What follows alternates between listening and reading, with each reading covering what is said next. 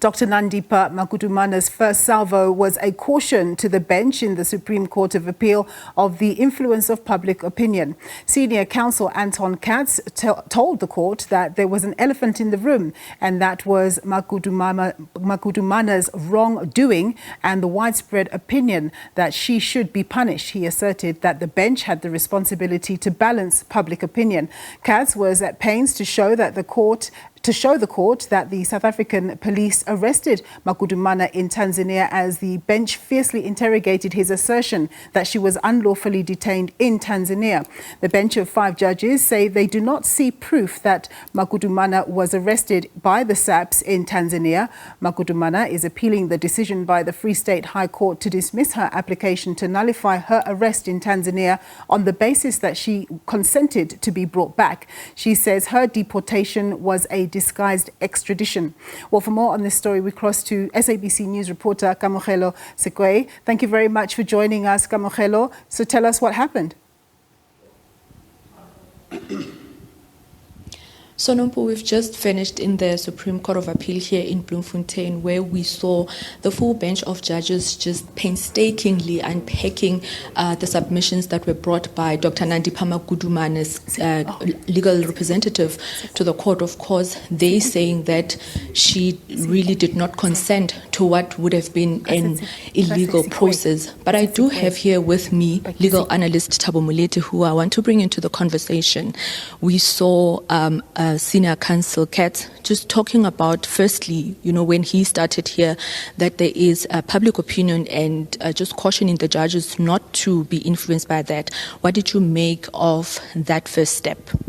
Remember that the reason we are here today is because we are appealing, or the appellant rather, is appealing the judgment by Judge Lobsa from the Free State High Court.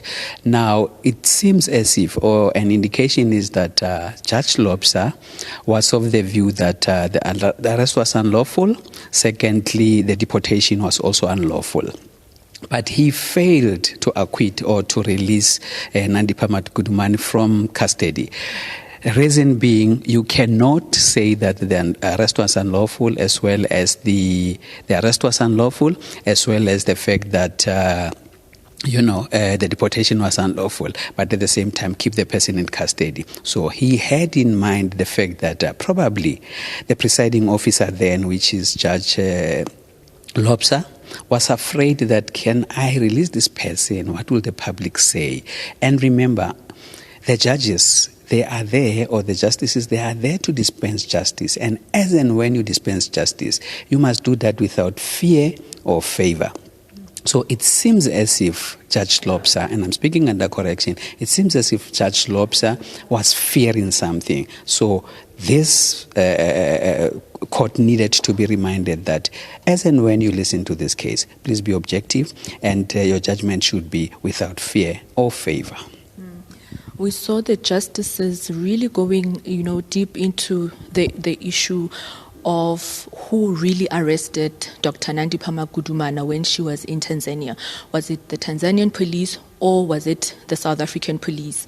They were really sharp on this point. What do you make of that? The fact is that we needed to establish, or the court needed to be convinced or to be persuaded as to, because we are saying that the arrest is unlawful. The arrest can only be unlawful if it was effected by South African officials. Now, in the beginning, it was demonstrated that Nandipha and Thabo Bester were arrested by Tanzanian police officials. Now, that being so, it means that they were not arrested by South African police. So that arrest could not have been unlawful. But someone needed to advocate and demonstrate that South African police, they played a role in terms of apprehending or arresting Nandipha Magudumana. And had they done that in Tanzania, then it would mean that they have overstepped the mark. They have arrested Nandipha Magudumana as well as Thabo Bester in Tanzania, where they do not have the scope of, they don't have jurisdiction. They cannot arrest people there. So that arrest was going to be unlawful.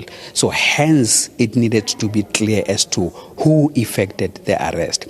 And we saw the counsel for the appellant saying that there were three kinds of arrest or three stages of arrest. The first one happened as a result of Tanzanian officials arresting the pair.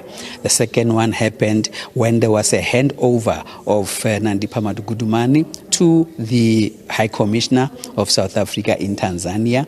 He demonstrated, or he attempted to demonstrate, that on its own was an arrest. And of course, the third arrest happened in Lanseria. So the arrest was very critical because now argument that is being advanced is that that arrest was unlawful. So it could only be unlawful if South African officials arrested her in a foreign land, namely in Tanzania. So they needed to hammer on that one and make it very clear for the court to appreciate rather. Do you think that they actually managed to persuade the bench? Well, it's 50-50. The counsel for the appellant had a very tough time to persuade, and in my view, he was going, back and forth in trying to demonstrate that it is the South African police officials that arrested Nandipha Magudumana. So he battled a bit, but yeah, he eventually, tried slightly to persuade them that South African police had,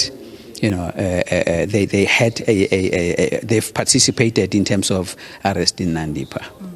Thank you so much for your time. Thabo Molete there, just unpacking for us the issues from the case today. As you hear, 50-50 for Dr. Nandipha Magudumana. The police senior counsel also came into the picture, obviously emphasizing the fact that it was not South African police who arrested Dr. Nandipha Magudumana in Tanzania, but Tanzanian police did the arrest. With that, it's back to you, Nompu. Thanks very much, my colleague there, Kamogelo Sikwi.